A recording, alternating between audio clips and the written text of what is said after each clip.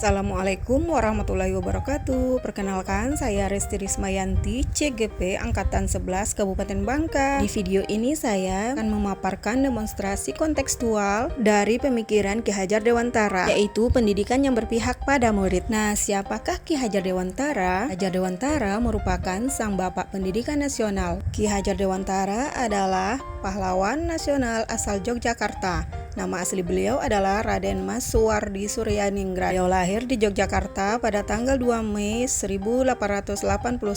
Menurut Ki Hajar Dewantara, tujuan pendidikan yaitunya menuntun segala kodrat yang ada pada anak-anak agar mereka dapat mencapai keselamatan dan kebahagiaan yang setinggi-tingginya, baik sebagai manusia maupun sebagai anggota masyarakat. Sesuai dengan pemikiran Ki Hajar Dewantara, guru harus berpihak pada murid, sehingga sebagai guru harus bisa menuntun murid sesuai dengan kodratnya, baik kodrat alam maupun kodrat zamannya.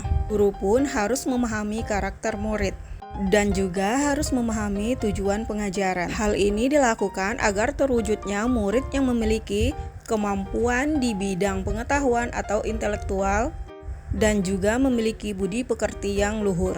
Masih ingat kan dengan semboyan yang digaungkan oleh Bapak Ki Hajar Dewantara tentang peran guru sebagai pendidik?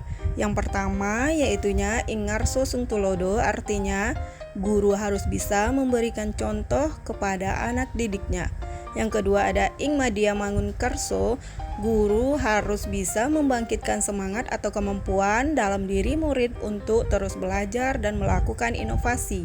Dan yang ketiga yaitunya Tut Uri Handayani, artinya guru harus memberi dorongan atau motivasi atau arahan kepada anak didiknya. Kemudian dasar pendidikan anak berhubungan dengan kodrat alam dan kodrat zaman. Kodrat alam berkaitan dengan sifat dan bentuk lingkungan di mana anak berada, sedangkan kodrat zaman berkaitan dengan isi dan irama. Budi pekerti atau watak atau karakter merupakan perpaduan antara gerak pikiran, perasaan, dan kehendak atau kemauan sehingga menimbulkan tenaga. Budi pekerti juga dapat diartikan sebagai perpaduan antara cipta atau kognitif, kemudian karsa atau afektif sehingga menciptakan karya atau psikomotor. Kemudian di sini peran orang tua juga sangat dibutuhkan, yaitunya sebagai guru, penuntun, dan pemberi teladan menjadi sangat penting dalam pertumbuhan karakter baik anak. Selanjutnya saya akan menjelaskan tentang pembelajaran berpusat pada murid. Pembelajaran yang berpusat pada murid dapat mendorong siswa terlibat secara aktif dalam membangun pengetahuan, sikap, dan perilaku. Sebagai pusat pembelajaran, kebutuhan anak harus terpenuhi. Anak perlu merasa aman, nyaman, berharga, dicintai, dan dipahami. Perasaan tersebut akan mendorong munculnya motivasi dan kesadaran anak untuk belajar. Pendidikan yang berpihak pada murid dapat dilakukan dengan cara yang pertama, berikan kemerdekaan dalam belajar, yang kedua, berpikir kreatif dan inovatif untuk mengembangkan ide sesuai dengan minat dan bakat anak.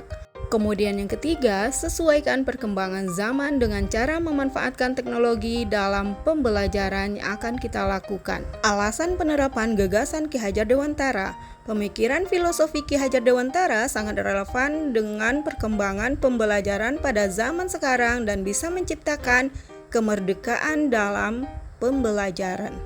Selanjutnya ada tantangan dan solusi dari penerapan pemikiran Ki Hajar Dewantara. Tantangannya yaitu kurangnya motivasi murid dalam belajar sehingga sulit melaksanakan pembelajaran yang sesuai dengan kodrat alam dan kodrat zaman. Untuk solusinya, perlu menggunakan metode dan media pembelajaran inovatif serta memahami karakter masing-masing anak. Demikianlah pemaparan saya tentang demonstrasi kontekstual dari pemikiran Ki Hajar Dewantara. Terima kasih, salam guru penggerak. Wassalamualaikum warahmatullahi wabarakatuh.